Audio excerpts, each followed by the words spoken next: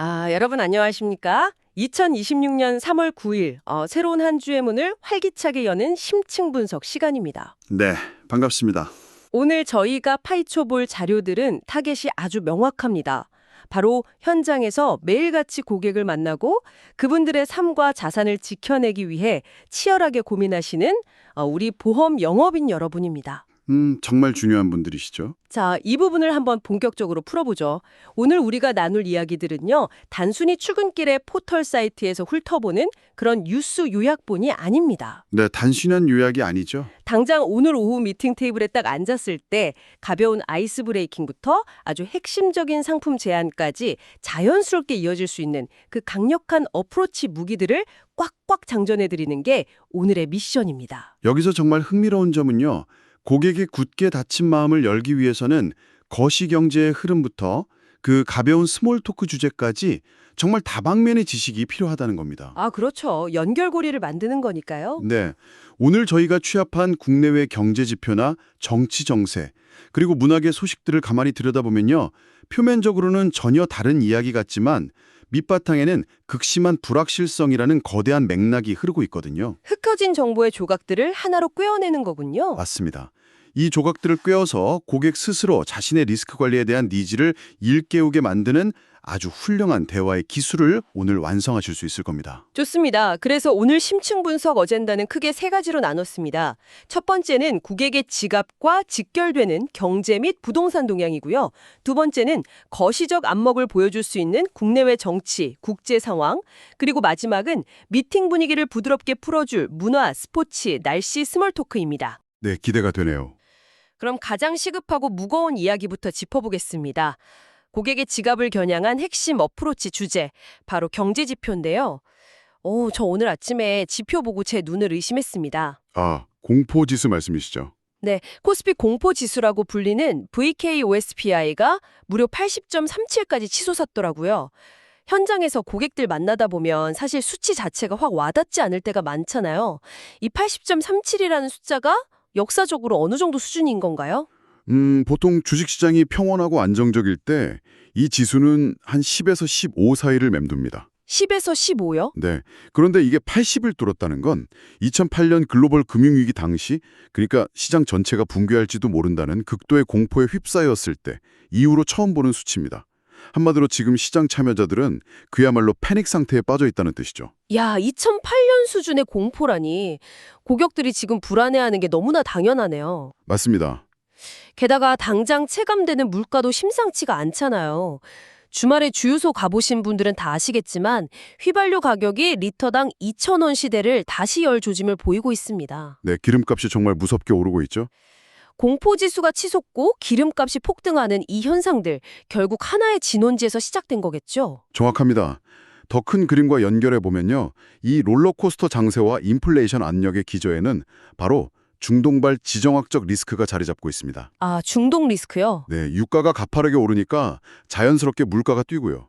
물가가 뛰니까 사람들은 지갑을 닫아서 내수 회복은 기약 없이 지연되고 있죠. 설상가상으로 우리 경제 버팀목인 반도체마저 운송 차질이라는 암초를 만났습니다. 운송이 막히면 수출 기업들은 치명타잖아요. 그렇죠. 상황이 이렇다 보니까 경제 전문가들 사이에서는 당장 이번 2분기에 물가는 치솟는데 성장은 바닥을 치는 그 무서운 스태그플레이션이 올 수 있다고 강력한 경고음을 내고 있습니다. 스태그플레이션이 현실화된다면 고객들 입장에서는 정말 숨이 막히는 상황이네요. 그런데 여기서 하나 궁금한 점이 생깁니다. 네, 말씀하시죠. 보통 인플레이션 시기, 즉 화폐 가치가 떨어질 때는 현금을 쥐고 있기보다는 주식이나 실물 자산에 공격적으로 투자해서 방어해야 한다고들 하잖아요. 네. 지금 영업인 여러분은 고객에게 어떤 스탠스를 조언해야 할까요? 아주 날카로운 질문이십니다. 평상시에 인플레이션이라면 그 말씀이 맞아요. 하지만 지금은 성장에 동반되지 않는 불확실성이라는 게 문제입니다. 변동성이 2008년 수준으로 극에 달해 있으니까요. 섣부른 투자는 위험하다는 거군요. 맞습니다. 이럴 때는 무리한 베팅보다는 포트폴리오의 중심을 잡아줄 안전자산의 비중을 확고히 다져야 합니다. 고객에게 지금은 확정금리형 상품이나 보장자산으로 베이스 캠프를 튼튼하게 쳐야 할 때라고 짚어주시는 거죠. 맹목적인 투자를 경계시켜야 하네요. 네, 그러면서 슬쩍 전문적인 팁을 곁들이는 겁니다. 만약 투자를 고려하신다면 현재 전문가들은 반도체 소부장이나 원전, 우주산업처럼 정부 정책과 맞물린 섹터에만 선별적으로 접근할 것을 권고하고 있다고 말씀하시는 거죠. 오, 아주 좋은 화법이네요. 그리고 정부도 2,000원을 넘보는 유가 잡으려고 최고 가격 지정제 도입이나 유류세 추가 인하를 준비 중이라는 점도 덧붙이시면 아주 든든한 재무 파트너로서의 인상을 심어줄 수 있습니다. 그렇군요. 결국 이게 무슨 의미일까요? 핵심은 고객의 자산을 지켜내는 방어선 구축이네요. 이 방어선 이야기가 나오니까 자연스럽게 실물 경제의 가장 무거운 두 축, 부동산과 고용시장으로 눈길이 갑니다. 네, 현장 분위기가 심상치 않죠. 최근 부동산 지표 보면 영원할 것 같던 상승세가 확 꺾였어요.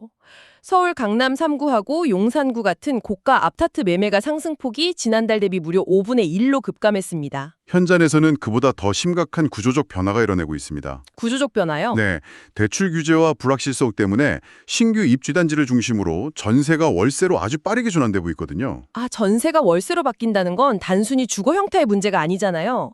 매달 고객 통장에서 고정적으로 빠져나가는 현금이 늘어난다는 건데 맞습니다.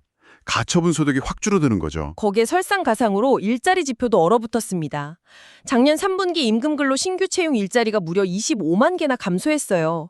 이게 2018년 관련 통계 작성 이래 최저치라고 하더라고요. 건설업과 제조업 위축이 뼈아팠죠. 여기서 영업인 여러분이 눈여겨보셔야 할 팩트가 있습니다. 그동안 고용지표를 방어해주던 게 60대 이상 노년층의 단기 일자리였거든요. 그런데 이번엔 60대 이상을 포함해 전 연령대에서 일자리가 줄었습니다. 이야, 세대를 가리지 않는 고용 한파네요. 일자리는 줄고 집값은 안개 속이고 월세 부담은 커지고 이 뉴스를 들으면서 자연스럽게 고객의 불안 심리를 자극할 수 있겠습니다. 그렇습니다. 고용 한파와 부동산 시장의 불확실성은 곧 노후 자금과 자산 방어에 대한 불안감으로 직결되니까요. 고객님, 일자리 지표는 역대 최저고 부동산은 멈춰섰습니다. 이런 시기일수록 안정적인 보장과 자산 이전 전략이 흔들림 없이 준비되어 있어야 합니다. 이렇게 화제를 전환하면 아주 매끄럽겠네요. 완벽한 어프로치입니다.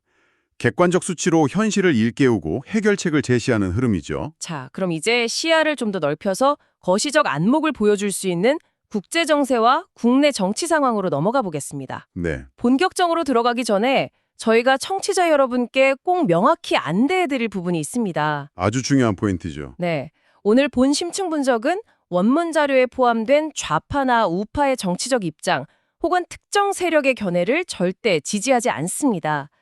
오직 있는 그대로의 사실만을 전달해서 여러분의 객관적인 정보 파악을 돕는다는 점을 강조드립니다. 맞습니다.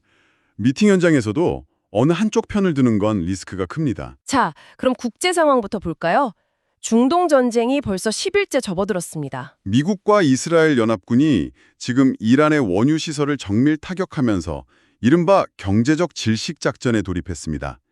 이란은 내부 균열 속에서도 걸프 국가의 보복 공습을 감행했고요. 알리 하메네이 이란 최고 지도자가 사망한 여파가 계속 이어지고 있는 거군요. 후계 구도는 좀 정리가 되나요? 차남인 모주따바 하메네이가 유력한 가운데 지금 트럼프 미국 대통령의 태도가 아주 강경합니다. 승인 없는 지도자는 오래가지 못할 것이라며 사실상 정권 교체를 압박하고 있죠. 영토 변경 가능성까지 언급했다면서요? 네, 쿠르드족 개입 반대 영토 변경 가능성까지 들이밀며 최고조로 압박하고 있습니다. 반면에 중국 왕이 외교부장은 미국의 무력 남용을 비판하며 즉각적인 휴전을 촉구했습니다. 분수령이 되겠군요. 네, 세계의 이목이 집중될 겁니다. 이 거대한 국제 리스크가 국내에도 직격탄을 날리고 있잖아요. 호르무즈 해협 봉쇄로 물류비가 폭등해서 당장 경남 등 지방 중소기업들이 엄청난 타격을 받고 있다면서요. 맞습니다. 정부도 사태의 심각성을 인지하고 중동 7개국에 대한 특별 여행주의보를 철수 권고로 상향했습니다.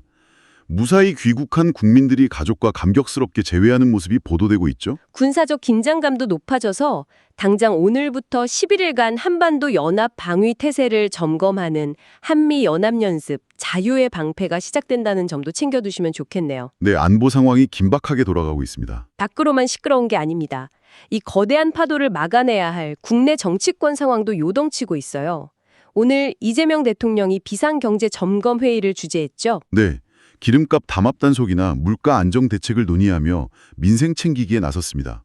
하지만 동시에 당내 강경파와의 긴장감도 고조되고 있습니다. 아, 검찰 개혁안 수정 문제 때문인가요? 맞습니다. 추미애 법사위원장이나 정청래 대표 등 강경파는 조희대 대법원장 사퇴를 강하게 압박하고 정부 수정안을 다시 손보겠다고 시사하며 청와대와 팽팽하게 맞서고 있는 상황입니다. 여당 분위기도 만만치 않잖아요. 6.3 지방선거 코앞인데 국민의힘 오세훈 서울시장이 당내 공천 신청을 끝내 거부했습니다. 장동혁 지도부의 당노선 정상화를 요구하면서 배수진을 친격이죠.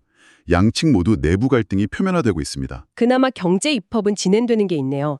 오늘 국회 대미투자특별위원회가 대미투자특별법을 최종 의결할 예정이고 12일 본회의 처리도 기정사실화됐습니다. 여기서 영업인 여러분을 위한 정부력 어필 팁이 나옵니다. 고객의 정치적 성향을 타지 않는 선에서 이렇게 접근하시는 겁니다.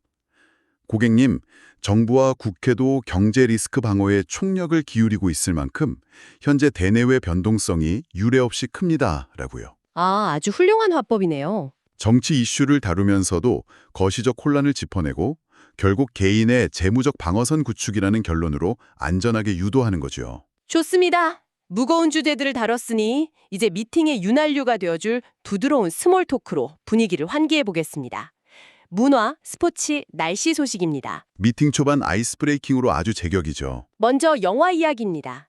영화 텍스트 누적 관객이 드디어 1,008만 명을 돌파했습니다. 실시간 예매율도 60%를 넘겼고요. 눈에 띄는 경쟁작이 없어서 당분간 극장과 독주 체제가 이어질 것으로 보입니다. 자리에 앉으면서 자연스럽게 고객님, 주말에 그 1,000만 영화 텍스트 보셨어요? 하고 대화 시작하기 정말 좋겠네요. 맞습니다. 스포츠 소식도 준비해 가시면 좋습니다. 주말 동안 아쉬움과 환희가 공존했거든요. 네, 우리 야구 대표팀이 대만에 패배하면서 8강 진출이 불투명해졌죠.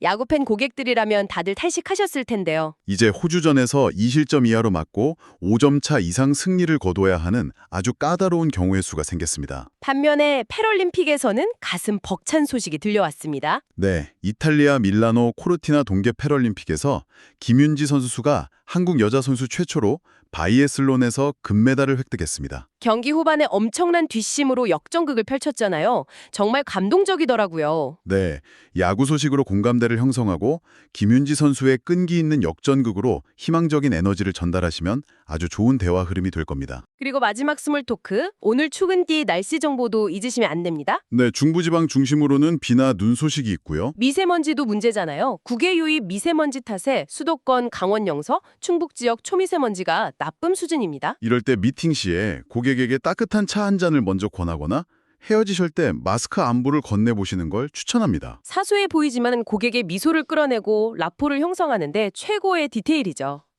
자, 오늘 다룬 다양한 소스들이 우리 보험 영업인 여러분의 가방 속에 든든한 무기가 되었기를 바랍니다. 네, 유용하게 활용하셨으면 좋겠습니다. 마지막으로 고객 미팅 시 숫자로 신뢰감을 팍팍 줄 수 있도록 오늘의 주요 경제 지표를 빠르게 브리핑해 드리겠습니다. 메모해 두시면 좋겠죠. 현재 코스피는 5,584.87, 코스닥은 1,154.67입니다.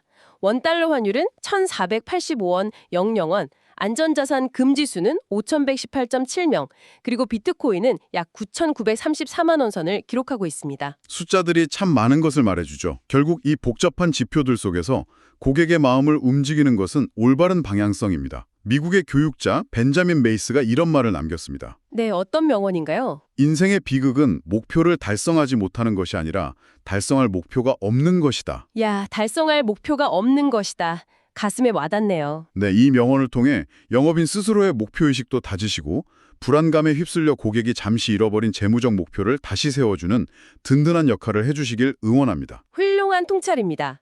자, 이제 오늘 심층 분석을 마무리하면서 청취자 여러분께 제가 직접 도발적인 질문 하나를 던지고 싶습니다. 네, 시장이 롤러코스터를 타고 일자리가 얼어붙는 지금 고객들은 그 어느 때보다 불안해하고 있습니다. 어쩌면 이 거대한 불확실성이야말로 여러분이 단순한 상품 판매자를 넘어 고객의 삶을 지키는 최고의 위기관리 전문가로 각인될 수 있는 가장 완벽한 기회가 아닐까요? 위기가 곧 기회니까요. 맞습니다. 오늘 만나는 고객에게 여러분은 과연 어떤 목표를 제안하시겠습니까? 이 질문을 깊이 고민해 보시길 바라면서 오늘 순서는 여기서 마치겠습니다. 현장에서 승리하는 하루 보내십시오. 감사합니다.